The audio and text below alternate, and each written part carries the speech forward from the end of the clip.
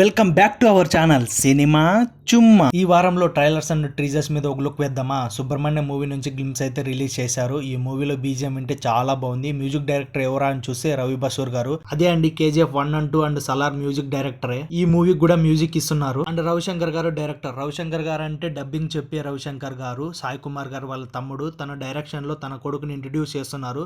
Glimpse చూస్తే చాలా బాగున్నాయి. తను ఏదో ఒక మిస్టరీని కనుక్కోవాలని చెప్పి ట్రై చేస్తున్నాడు అనిపిస్తుంది.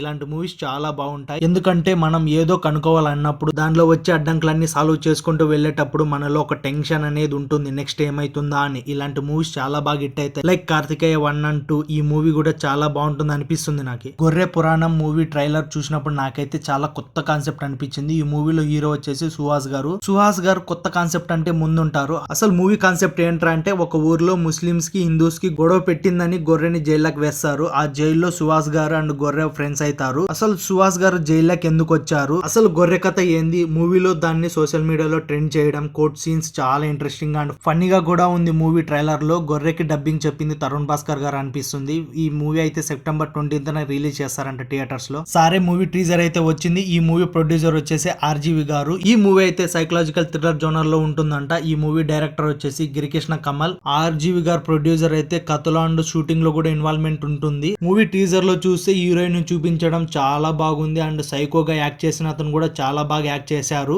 అసలు ఈ మూవీలో రొమాన్స్ అండ్ కిల్లింగ్ సీన్స్ ఎక్కువ ఉంటాయి అనిపిస్తుంది. ఒక డైలాగ్ లేకుండా టీజర్ ని ఒక మ్యూజిక్ ద్వారా యాక్టింగ్ ద్వారా చూపించడం అనేది గ్రేట్ సార్.